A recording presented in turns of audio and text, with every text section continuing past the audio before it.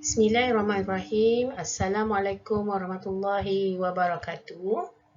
Saya Nok Azura binti Tompang, memegang kad pelajar P105718, akan membentangkan kertas konsep saya yang bertajuk Kualiti Persekitaran dengan Pelibatan Keluarga di Prasekolah. Dalam bab pengenalan, falsafah pendidikan negara telah diselaraskan yang mempunyai objektif memanusiakan manusia dan ia merupakan satu keutamaan. Keluarga dan persekitaran rumah mempunyai impak terhadap kanak-kanak, terutama pada tahun-tahun awal kanak-kanak sehinggalah berterusan sepanjang tahun persekolahan mereka. Banyak pemboleh ubah latar belakang mempengaruhi kesan keluarga dan persekitaran rumah seperti status sosioekonomi, tahap pendidikan ibu bapa dan bilangan keluarga, tetapi sikap dan tingkah laku ibu bapa, terutamanya pelibatan ibu bapa dalam aktiviti pembelajaran di rumah boleh menjadi penting bagi pencapaian kanak-kanak. Dari sudut status sosioekonomi keluarga, tahap pendidikan ibu bapa sedikit sebanyak memberi kesan kepada pencapaian kanak-kanak. Melalui pelibatan keluarga dalam pendidikan kanak-kanak di prasekolah, dilihat dapat membantu dan merupakan satu galakan terhadap motivasi kendiri terhadap pencapaian kanak-kanak itu sendiri. Perkembangan kanak-kanak boleh dipengaruhi oleh persekitarannya. Keluarga merupakan persekitaran yang paling hampir dan utama buat kanak-kanak, di mana murid perlu seimbang dari aspek jasmani, emosi, rohani, intelek dan sosial yang datang daripada keluarga yang sangat peka terhadap pembelajaran anak mereka. Melalui kajian ini, kualiti persekitaran keluarga akan dibincangkan merangkumi aspek peranan keluarga, status sosioekonomi dan pelibatan keluarga di prasekolah. Pelibatan ibu bapa dalam aktiviti pendidikan di sekolah didapati mempunyai pengaruh tidak langsung terhadap prestasi akademik, sementara pelibatan dalam aktiviti pendidikan di rumah mempunyai pengaruh secara langsung. Dengan hasil ini, kajian mensyorkan agar ibu bapa menetapkan bilik belajar yang mana menyediakan persekitaran rumah yang kondusif untuk belajar di rumah. Ibu bapa harus menetapkan peraturan rumah untuk mengatur tingkah laku belajar di dalam rumah. Di dalam kertas konsep ini, terdapat dua teori yang telah digunakan, iaitu yang pertama ialah teori ekologi Bronfenbrenner dan yang kedua model gaya keibubapaan Baumrind. Melalui konsep teori ekologi Bronfenbrenner, kanak-kanak berada di lingkungan mikro yang boleh dipengaruhi oleh faktor persekitaran. Teori ini disusun mengikut urutan seberapa besar kesannya terhadap seorang anak. Terdapat 5 sistem di dalam teori ekologi Bronfenbrenner, iaitu mikrosistem, mesosistem, ekosistem, makrosistem dan kronosistem. Tahap ekologi yang paling dekat adalah mikrosistem, yang merangkumi tetapan di mana kanak-kanak berlaku interaksi secara langsung. Aktiviti luar sekolah yang teratur mewakili satu mikrosistem yang merangkumi pelbagai jenis aktiviti. Secara keseluruhan, kanak-kanak yang mengambil bahagian dalam sebarang aktiviti menunjukkan lebih banyak hasil sosial, emosi, psikologi dan fizikal yang positif daripada yang tidak melibatkan diri bersama kanak-kanak yang lain. Kanak-kanak yang didapati lebih positif mempunyai pengalaman perkembangan dalam pembentukan identiti. Sistem ini adalah mengenal bagaimana orang-orang di pelbagai makrosistem di sekitar kanak-kanak berinteraksi dan saling berhubungan antara satu sama lain. Contohnya ialah ibu bapa kanak-kanak yang menghadiri program di sekolah atau di kawasan kejiranan atau guru yang mengunjungi rumah kanak-kanak untuk mengetahui mengapa mereka tidak dapat datang ke sekolah tepat pada waktunya. Cara-cara di mana mikrosistem yang berbeza di sekitar kanak-kanak berinteraksi, mempengaruhi secara langsung pembelajaran dan kesejahteraan kanak-kanak.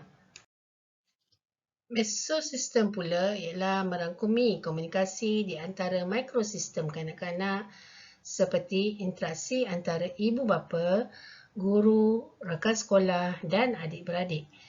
Mesosistem adalah di mana mikrosistem individu seseorang tidak berinteraksi atau berfungsi secara bebas tetapi saling berkaitan dan menegaskan satu sama lain. Ekosistem pula adalah komponen teori sistem ekologi yang menggabungkan struktur sosial formal dan tidak formal yang lain. Contoh ekosistem yang mempengaruhi perkembangan anak boleh berlaku sekiranya salah seorang ibu bapa mempunyai masalah di tempat kerja dan apabila mereka pulang, mereka memarahi anak mereka akibat daripada sesuatu yang berlaku di tempat kerja dan ini secara tidak langsung akan mengakibatkan kesan negatif terhadap perkembangan kanak-kanak. Di dalam makrosistem, ia merupakan komponen teori sistem ekologi Bronfenbrenner yang memfokuskan kepada elemen budaya yang boleh mempengaruhi perkembangan kanak-kanak seperti status sosioekonomi, kekayaan, kemiskinan dan juga etnik. Oleh itu, budaya yang dibenamkan oleh individu boleh mempengaruhi kepercayaan dan persepsi mereka terhadap sesuatu peristiwa yang berlaku di dalam kehidupan. Makrosistem berbeza daripada ekosistem sebelumnya kerana ia tidak merujuk kepada lingkungan tertentu dari satu kanak-kanak dengan kanak-kanak yang lain. Ini juga boleh merangkumi status sosioekonomi, etnik, lokasi geografi dan ideologi kebudayaan. Tahap kelima teori sistem ekologi Bronfenbrenner dikenali sebagai kronosistem. Sistem ini terdiri daripada semua perubahan persekitaran yang berlaku sepanjang hayat yang mempengaruhi perkembangan termasuk peralihan kehidupan mereka dan peristiwa sejarah. Ini boleh merangkumi peralihan kehidupan normal seperti memulakan sekolah tetapi juga boleh merangkumi peralihan kehidupan yang tidak normatif seperti ibu bapa yang bercerai atau berpindah ke rumah yang baru. Di dalam kertas konsep ini terdapat juga teori atau model gaya keibupaan Baumrind. Menurut Baumrind 1971, model gaya keibubapaan yang banyak digunakan mempunyai 3 ciri iaitu autoritatif, authoritarian dan permisif. Di dalam gaya autoritatif, ibu bapa yang berautoritatif ini secara amnya, anak-anak mereka lebih cenderung mengembangkan kecekapan dan keyakinan diri yang lebih tinggi.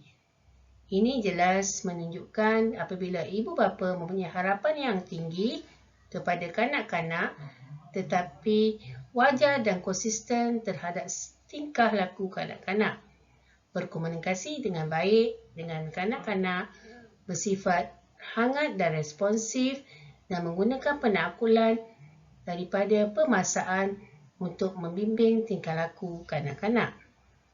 Gaya keibubapaan ini digambarkan sebagai ibu bapa yang berwibawa. Ibu bapa yang menggunakan gaya ini menyokong dan menunjukkan minat terhadap aktiviti kanak-kanak tetapi tidak sombong dan membiarkan mereka melakukan kesalahan yang membina. Pendekatan secara lembut ini dianggap gaya pengasuhan yang paling optimum untuk digunakan dalam budaya barat. Kanak-kanak yang ibu bapanya menggunakan gaya autoritatif ini secara umumnya akan lebih gembira, berkebolehan dan lebih berjaya.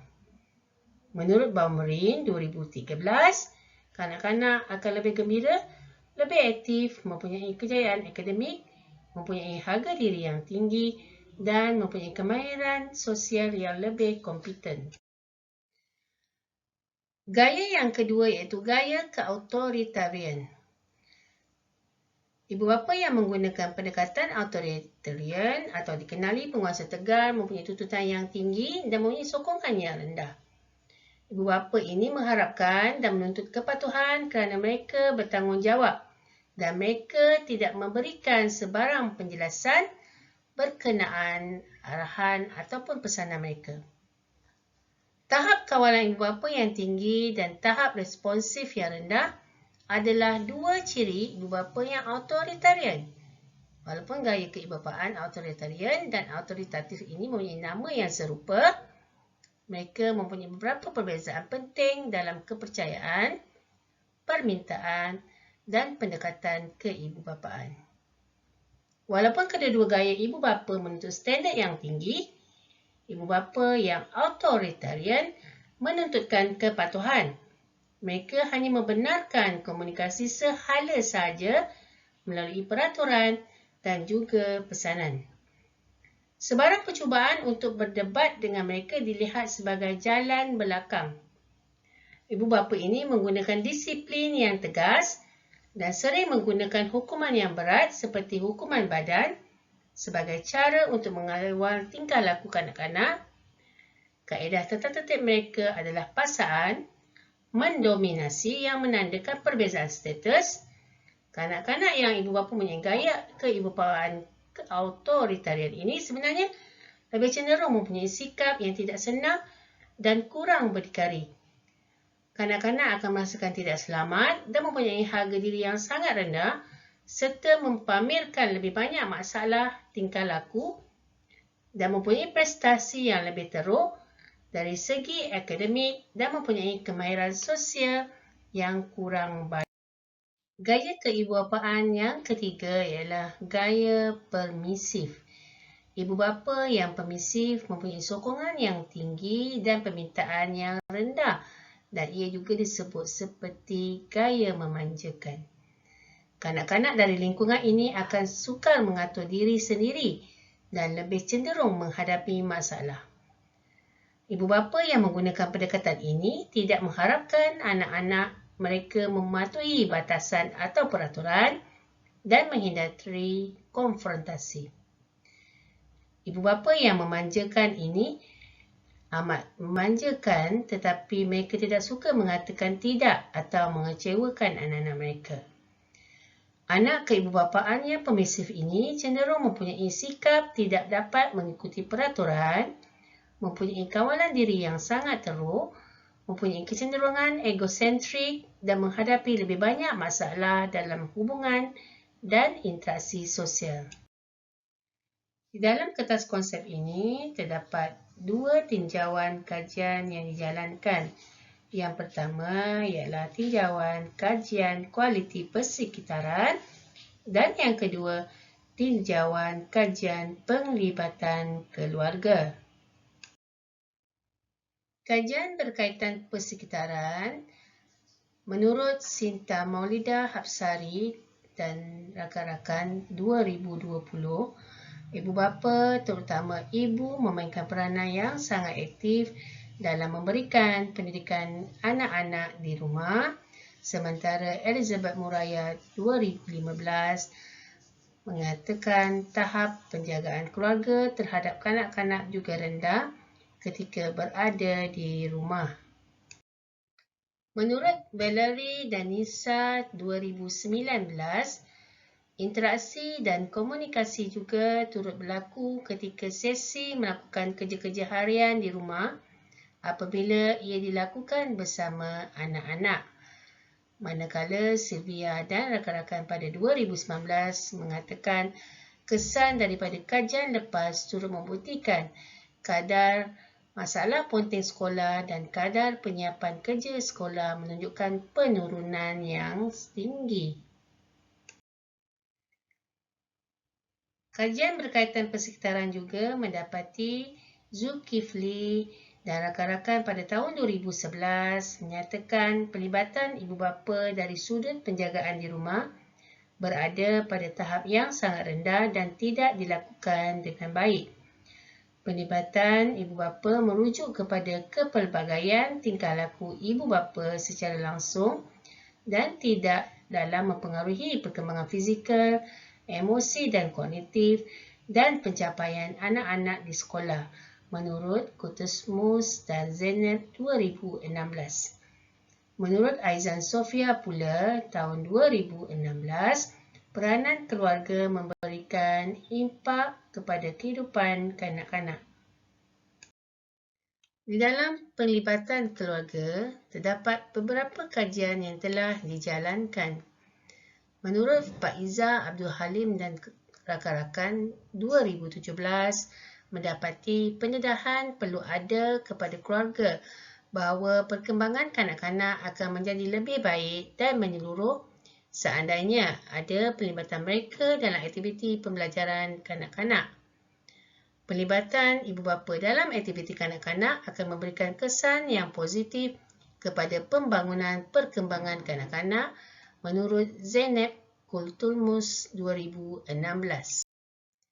Menurut Kimberly McDowell dan rakan-rakan pada tahun 2018, ibu bapa yang menunjukkan tahap pelibatan yang maksimum akan melahirkan kanak-kanak yang berprestasi lebih baik di dalam akademik. David dan rakan-rakan pada 2008 juga mengatakan pelibatan ibu bapa dalam pendidikan prasekolah merupakan satu konsep pembelajaran yang dapat mencapai segala keperluan serta kejayaan kanak-kanak itu sendiri. Menurut Salma Ishaq, 1987, para guru, ahli akademik, pembuat dasar dan keluarga sangat bersetuju bahawa sekolah tidak boleh bergerak bersendirian, terutama di dalam melaksanakan pendidikan awal kanak-kanak. Menurut Fauzia Hanim 2014, pelibatan ibu bapa yang masih di tahap sederhana kerana halangan besar mereka ialah kesuntikan masa mereka kerana bekerja. Kajian seterusnya berkaitan pelibatan keluarga. Menurut Kamamah, Melissa dan Syahizan pada tahun 2013 mengatakan peranan ibu bapa seperti membantu, memeriksa kerja rumah serta memberi kata-kata nasihat dan semangat banyak mempengaruhi pembelajaran kanak-kanak di sekolah. Manakala Muhammad Khairul Anwar dan rakan-rakan pada tahun 2016 mengatakan pelibatan semua pihak, terutama pihak guru dan ibu bapa, akan memberikan kesan yang positif dalam pelaksanaan inklusif di prasekolah, di mana peranan ibu bapa dilihat sebagai satu aspek kejayaan kanak-kanak. Menurut Fitria dan rakan-rakan pada tahun 2014 mengatakan ibu bapa kanak-kanak ini perlu sedar bahawa mereka mempunyai hak yang boleh membantu anak-anak mereka berjaya dan berpendapat bahawa had kepada sumber peruntukan. Ibu bapa berpendapat faktor yang menyumbang kepada kejayaan akademik pelajar dengan masalah pembelajaran ialah ciri-ciri individu pelajar, peranan ibu bapa serta peranan pihak sekolah menurut Duquette 2016. Menurut Yan 2010, pelibatan ibu bapa di dalam aktiviti di sekolah akan mempunyai perhubungan yang baik dengan sekolah dan seterusnya mempunyai pandangan positif terhadap sekolah. Manakala Sinta Maulidah, Hapsari dan rakan-rakan 2020 menyatakan ibu bapa terutama ibu memainkan peranan yang aktif dalam memberikan pendidikan anak-anak di rumah. Menurut Zulkifli Abdul Hamid dan rakan-rakan pada tahun 2011, tahap perbincangan dan interaksi di rumah antara kanak-kanak dengan ahli keluarga yang lain adalah berada pada tahap yang sederhana. Apa yang didapati rumusan di dalam kertas konsep ini ialah persekitaran keluarga adalah aspek yang sangat penting dalam melahirkan kanak-kanak yang baik dari segi perkembangan mereka. Kualiti persekitaran yang baik akan mendorong seseorang individu mempunyai personaliti yang positif dan seterusnya memberi pencapaian akademik mereka yang sangat baik. Itu saja pembentangan dari kertas konsep saya yang bertajuk Kualiti Persekitaran dan Pelibatan Keluarga di Prasekolah. Saya, Nur Azura binti Tompang, mengakhiri pembentangan saya dengan wabillahi taufiq wal hidayah. Wassalamualaikum warahmatullahi wabarakatuh.